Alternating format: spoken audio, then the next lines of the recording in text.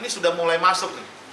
Aturan-aturan ethics dan terhadap building. Masuknya kemana? Ke building system.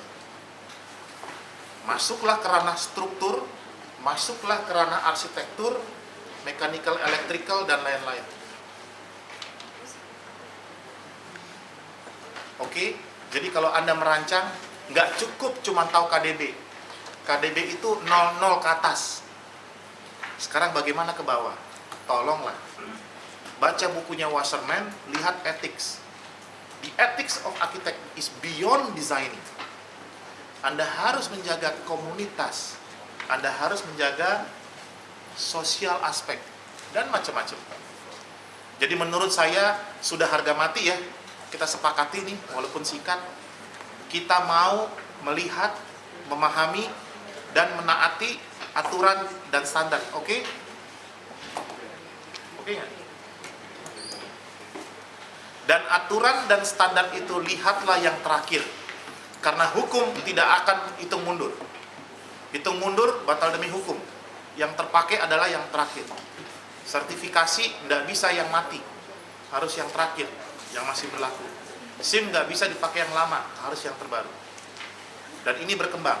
Dan sekarang dengan perkembangan human technology dan human needs, maka standar-standar untuk bahan bangunan pun meningkat. Standar bahan bangunan masuk yang namanya SFI. Wow, kita masuk ke micro analysis.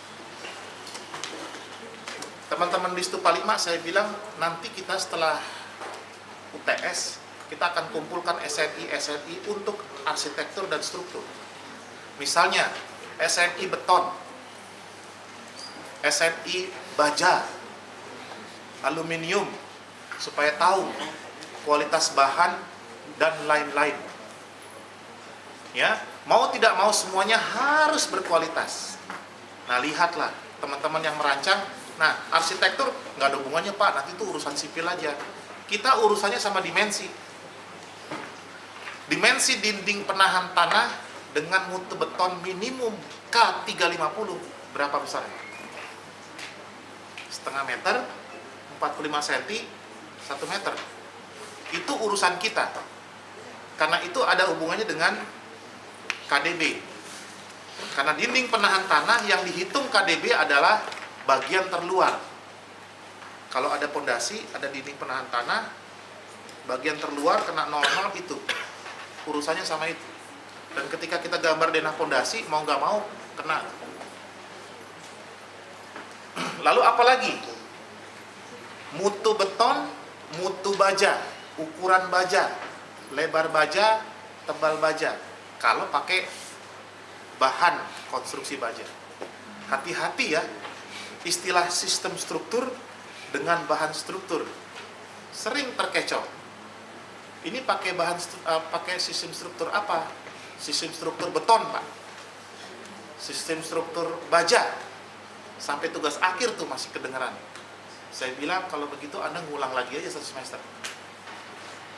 Sistem struktur itu adalah core structure, rigid frame, itu sistem. Kalau bahan struktur, baja, beton, betul ya? Jadi hati-hati, ini sederhana banget. Makanya baca itu namanya SNI. Malu nanti digambar, Anda bikin gambar, desain, ada yang tanda tangan, sistem struktur, beton. Ditambahin lagi, beton bertulang. Udah salah, makin salah, di garis bawah lagi. Terus gede lagi hurufnya. Waduh, kacau bener. Siapa dosennya dan PA-nya? Kita yang diuber-uber kan? Waduh, malu kita. Kalau bisa dari sekarang, lihatlah yang namanya prescriptive approach. Saya pun masih belajar. Dan preskriptif itu makin berubah terus berubah. Sekarang manusia naik mobil 200 km per jam.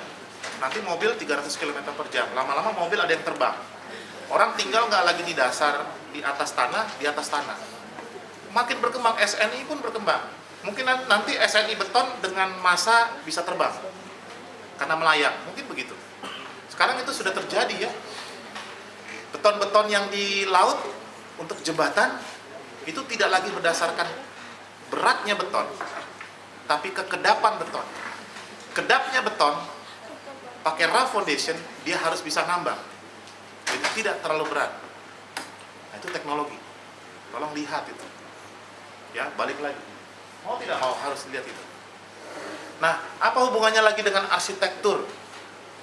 Arsitektur ini ngurusin apa sih? Kebanyakan urusan sipil sama ME gitu. Kita ujung-ujungnya, tadi yang saya bilang di awal adalah programming. Jadi programming, arsitek, ini mikro, kita masuk ke arsitektur, itu urusannya adalah the programming analysis. Apa sih yang kita programkan? Kita masuk ke mikro. Next. Ini slide terakhir. Tapi bisa panjang. Jadi kita memprogramkan human needs, kita memprogramkan activity, kita memprogramkan sirkulasi, dan kita memprogramkan ruang. Jadi kalau bicara space design to be a place, ceritanya begitu. Nah, karena ini ilmu manajemen juga, saya minta analisis tiap ini. Kita lihatlah dulu yang ada sekarang existing, bangunan yang sekarang, dengan kebutuhan ke depan. Nah, ini arsitek punya satu pemahaman ke depan yang baik sekali, bahwa dia bisa pikirkan ada future design atau future needs. Ini saya mau sampaikan satu arsitek besar, saya tidak perlu sebutkan namanya. Dia bisa prediksikan bangunan itu ke depan nantinya akan seperti ini. Jadi mau tidak mau dia lakukan research terhadap kebutuhan si klien itu. Jadi dia pelajari human dia, klien itu, diprediksikan nanti sekian puluh tahun ke depan orangnya begini, sehingga akhirnya kebutuhannya seperti ini.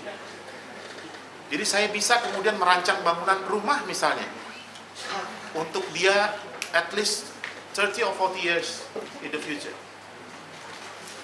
Maka dari itu salah satu arsitek besar yang dulu saya reference di tugas akhir saya, Frank Lloyd Wright, dia punya satu skema pendekatan arsitek desain adalah organic system. Tahu organik toh? Karena dia punya site, dia bikin, kemudian nanti ditambah lagi, dan tidak sadar sebenarnya patternnya sudah ada dari awal. So when we are talking about the design, we are talking about the planning. Jadi bagaimana nanti kira-kira 30 tahun ke depan. Dan itu sekali lagi kalau di Indonesia harus ikuti aturan yang ada. Wah, kan saya ngikutin Frank Lloyd Wright, Pak. Terserah aja saya terabas itu yang namanya KDB, enggak juga. Jadi kita bisa juga kasih tahu ke klien, Pak, kalau sekarang KDB-nya 60%, tanahnya 1000 meter persegi, jangan semua dulu dibangun. Kita bangun dulu 20%. Tapi mantep. Namanya kan pengantin baru gitu ya. Masih berdua gitu, belum ada anak gitu. Cukup lah. Nanti 5 tahun lagi kita lihat, Pak, perkembangannya seperti apa, Bu. Bikin lagi 10% lagi. Bikin lagi 15% lagi. 45% toh. 10 tahun. 10 tahun kita nggak kehabisan kerjaan kan? Ngerti? Jadi kalau saya di proyek maintain plan itu nggak cuma di depan, main panjang kita. Itu ilmu manajemen. Wah, Pak, pokoknya bangun 45%. Enggak dulu, Pak. Begini dulu gitu. Karena kita melihat kebutuhan dia yang mendasar. Arsitek sebenarnya bisa mengunci klien untuk puluhan tahun ke depan. Karena arsitek is advisor in the projects. Bahkan become family.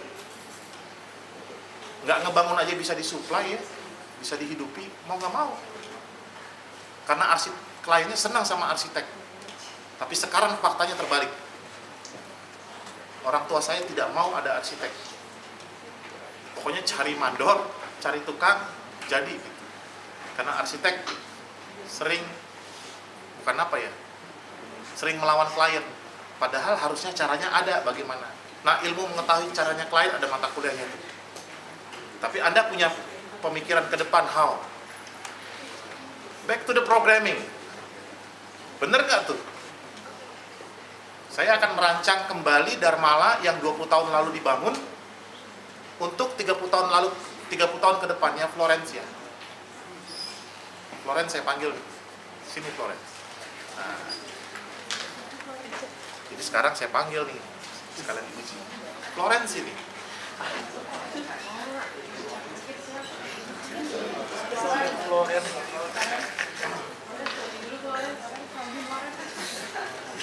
Florence.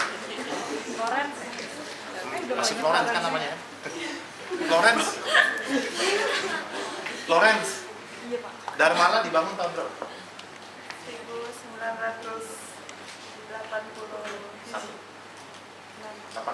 Polodok masih hidup ya? Iya. Sekarang masih hidup ya? Enggak. Siapa meneruskan firmanya? Masih ada firmanya. Firmnya masih ada, konsultannya masih ada. Kita masih kontak ya. Kalau perlu kita panggil ke sini. 20 tahun dulu fungsinya apa? Main function. Office sewaan, Kantor sewa. Sekarang fungsinya masih tetap office sewaan, cuma beberapa bagian diubah kayak ada gereja, terus macam-macam. Kacau. agak Masih basa-basi. Takut amat sih, kacau Pak gitu. Terus in the future. Nah, kayak gini nih paling enak nih. In the future. Florence pikirkan bagaimana kritiknya.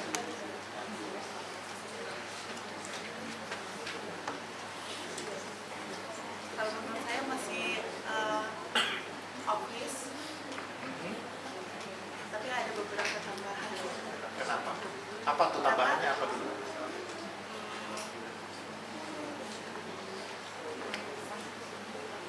Saya pikirin sih Pak, soalnya kalau menurut saya office, saya transportasi untuk umum, kan situ di depan langsung halte busway, itu memudahkan karyawan yang nggak mempunyai mobil untuk masuk ke bangunan. Dan Kira-kira Darmala ke depan gimana menurut Florence? Masih office atau dirubah jadi mall gitu? kalau mau saya pikir nggak mungkin karena size-nya Atau apartemen gitu? menurut saya office dengan nggak mungkin apartemen, bisa aja tapi Kenapa? karena kan itu berdiri di Sudirman, di tempat di Jalan Sudirman. Itu juga daerah macet dan sibuk, jadi mungkin bisa memudahkan orang yang kerja tinggal di Oke, area studi risetnya Florence dari mana ke mana? Monas sampai Blok M, Sudah dijalanin? dari Monas sampai Senayan. Jalan kaki? Bahasa Ibu. Enggak, saya bilang teman-teman di Stupa 5 ada Andika ngambil di Menteng, Bakri Tower, dari Menteng sampai ke Mampang. Saya sarankan jalan kaki. Hitung bangunannya gitu, lihat. Ini nggak main-main, sudah. Enggak, maksud saya begini, itu nggak main-main. Ini kaitannya dengan building management. Karena ketika kita melakukan studi atau kajian, kita benar-benar bisa mendapat satu kesimpulan yang benar-benar pas. Apakah satu fungsi bangunan itu memang benar-benar masih layak di daerah itu? Ini permasalahan Jakarta khususnya, permasalahan kota. Karena kalau merancang kota yang baru itu mudah, tapi kalau merancang kembali kota yang ada itu tidak mudah. Ambil satu area, kalau sekarang kan ada Jakarta Timur, Selatan, Barat, Utara, Pusat, kajilah, khususnya nanti yang mau tugas akhir, kaji benar daerah itu, pelajari patternnya, lalu kemudian pelajari komunitasnya, pelajari kemudian usernya.